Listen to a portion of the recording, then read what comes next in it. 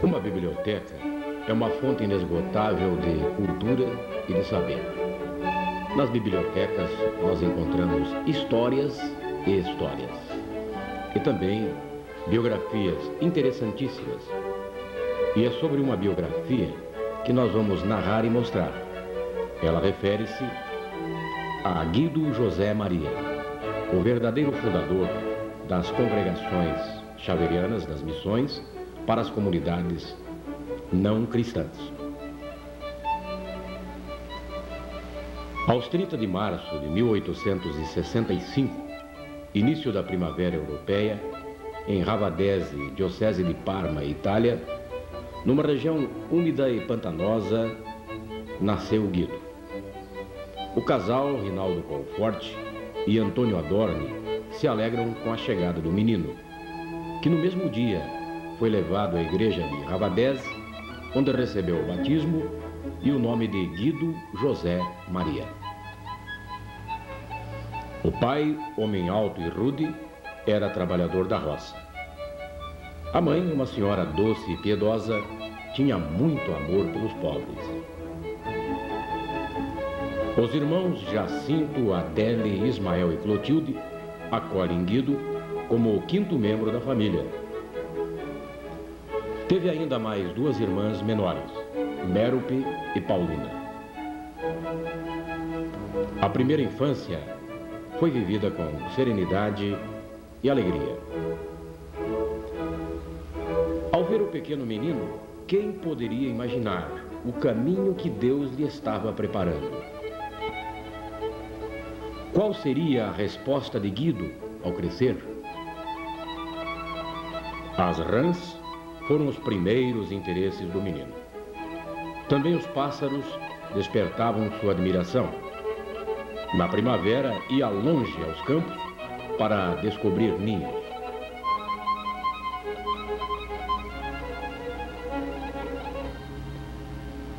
Numa aventureira captura aos passarinhos, caiu de uma árvore batendo com a cabeça no chão, onde ficou desacordado. A mãe em casa, por um instinto misterioso e naturalmente materno, sentiu como um baque no coração e gritou pelo nome de Guido.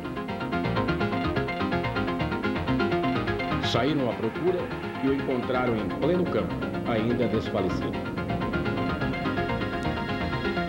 Muitas dessas pequenas aventuras marcaram a infância, que passou na liberdade dos campos e na alegria tranquilizadora da família. A piedosa mãe ensinava seus filhos a juntar as mãozinhas em oração. Todos os domingos, a pé ou de carruagem, iam à igreja de Ravadese. Quando Guido era ainda pequenino, a mãe lhe mostrava o crucifixo e dizia: "Vê como Jesus sofreu." Depois tiravam-o da parede e o pequeno colocava o dedinho na chaga dos cravos e do lado. Aos 8 anos, iniciou seus estudos no Colégio dos Irmãos das Escolas Cristãs. Guido encontrou-se novamente com o crucifixo quando passava por uma rua em Burgo das Colunas, numa igrejinha chamada Igreja da Paz. Cristo ali estava, com o sangue coagulado nas chagas das mãos e dos pés, a cabeça coroada de espinhos e um rosto tão triste que provocava no pequeno Guido um nó na garganta. Aquele crucifixo o atraía. Olhava-o fixo de modo que lhe parecia vivo e ouvia a sua voz. Diante do rei crucificado, nasceu-lhe a vocação. Em Parma, Guido frequentou o curso primário. A semente das virtudes cristãs lançada pela mãe foi cultivada no colégio e nele foi despertada a aspiração de servir a Cristo no sacerdócio. Mamãe Antônia, diante desta decisão, sentiu uma incontida alegria, mas o pai ficou furioso. Não e não, Guido não deve ser padre. Preciso dele para a minha contabilidade, dizia o pai. Guido sofreu com paciência e resignação todas as caçoadas dos colegas da escola, que o viam vestido de preto, comparando-o com os corvos, e os adultos diziam com desprezo, saco de carvão. A região da Emília-Romana sempre foi a mais comunista da Itália e predominava ali o ódio contra a igreja. Guido enfrentou corajosamente as caçoadas dos alheios e também os resmungos do pai. Em meio aos trovões do enfurecido pai, ele continua firme no seminário. Aos 14 anos, caiu-lhe nas mãos um livro que iria influenciar a sua vida definitivamente. Tratava-se da vida de São Francisco Xavier, o apóstolo das Índias. A figura de São Francisco Xavier, que deixara sua pátria, os amigos e uma carreira promissora para ir à longínqua terra indiana para anunciar o evangelho, agigantava-se diante dele. Via-o descalço percorrendo as regiões escaldantes da Índia meridional, pregando aos pobres infiéis, levantando com a mão direita o crucifixo. Via as multidões ajoelharem-se aos seus pés, enquanto ele batizava, até o braço cair-lhe, inerte de fraqueza. Impulsionado pela vida do nobre missionário, o jovem seminarista cultivava silenciosamente o seu ideal missionário e esperava o momento certo de partir. Pensou nos jesuítas, a cuja ordem pertencia o Xavier. Porém, não se realizou este desejo. Procurou os salesianos de Dom Bosco, mas nem aí deu certo. Surgiu depois um obstáculo grave quando estava para terminar o 2º grau. Talvez o momento mais oportuno para decidir. Sua saúde vem se agravando a cada dia, a ponto de adiar sua ordenação sacerdotal. Era tão preocupante seu estado de saúde que quase o impediu de ser padre. Assim, por 5 anos, todos permaneceram perplexos. Que tenacidade vemos nesta biografia do jovem Guido. Finalmente, aos 22 de setembro de 1888, com 23 anos, recebeu a ordenação sacerdotal. Celebra a primeira missa em agradecimento a Nossa Senhora no santuário de Fontanellati. A ideia de partir para as missões era muito viva, porém parecia mesmo irrealizável. Mesmo com o restabelecimento da saúde, permanecera um homem frágil, muito frágil. Foi esta situação de saúde precária que lhe deu condição para amadurecer uma fascinante ideia: fundar um instituto missionário. Para fundar o instituto, foi preciso muito trabalho e persistência, inclusive a permissão de Roma, isto é, da Congregação para a Propagação da Fé, órgão responsável pela atividade missionária da Igreja.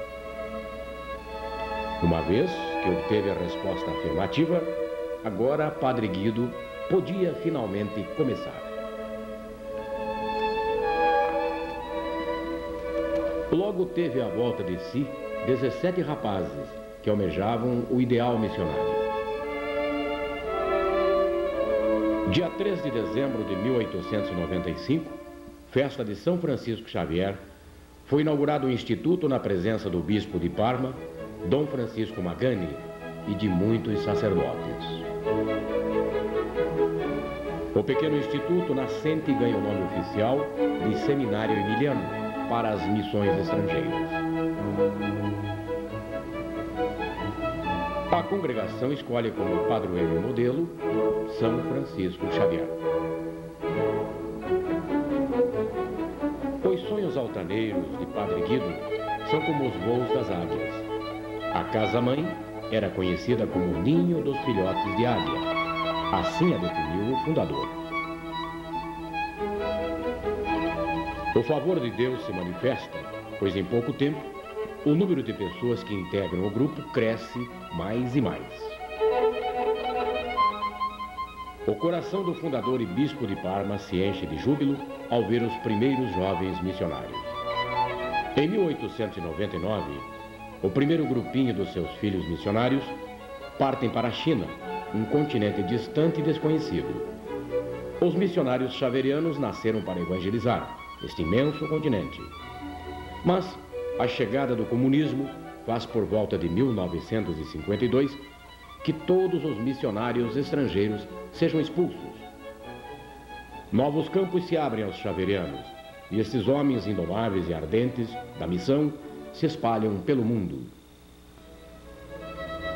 Hoje se encontram presentes nas seguintes nações: Bangladesh, Burundi, Camarões, Chade, Colômbia, Espanha, Grã-Bretanha, Japão, Indonésia, Itália, México, Serra Leoa, Estados Unidos, Zaire e Brasil. Os xaverianos vivem a dimensão missionária da Igreja, abertos a todas as culturas, a todas as pessoas e situações. Seguindo o fundador e revivendo o mesmo carisma, os xaverianos respondem à ordem do Senhor: ide por todo o mundo e proclamai o Evangelho a toda criatura. A pia Sociedade de São Francisco Xavier para as Missões Estrangeiras tem como finalidade única e exclusiva o anúncio da boa nova do Reino de Deus aos não cristãos, especialmente aos pobres, fracos e marginalizados pela sociedade e às vítimas da opressão e da injustiça. A característica do espírito xaveriano se resume em uma grande união com a pessoa de Cristo, uma vida apostólica vivida na profissão dos conselhos evangélicos, um espírito de fé viva que os leva a ver Deus, a amar Deus e a procurar Deus em tudo, aguçando em todos o desejo de propagar o seu reino, um espírito de obediência pronta e generosa, um espírito de amor intenso pela família xaveriana.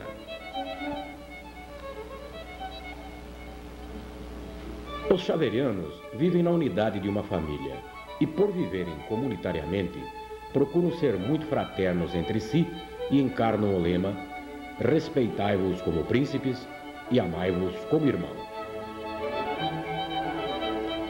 No Brasil, atuam em duas províncias, uma na Amazônia e outra nos estados de Minas Gerais, São Paulo e Paraná.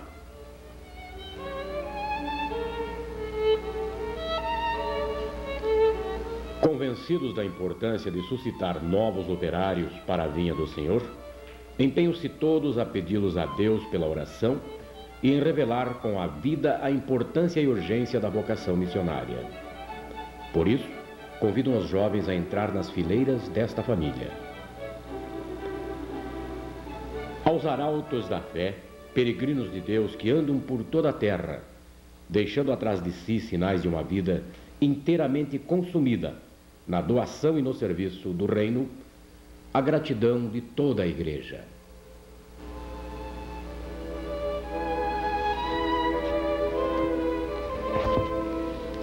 E assim, através desta biografia, conhecemos um pouco da vida do venerável Guido Maria Conforte, o fundador das congregações xaverianas das missões para as comunidades não cristãs.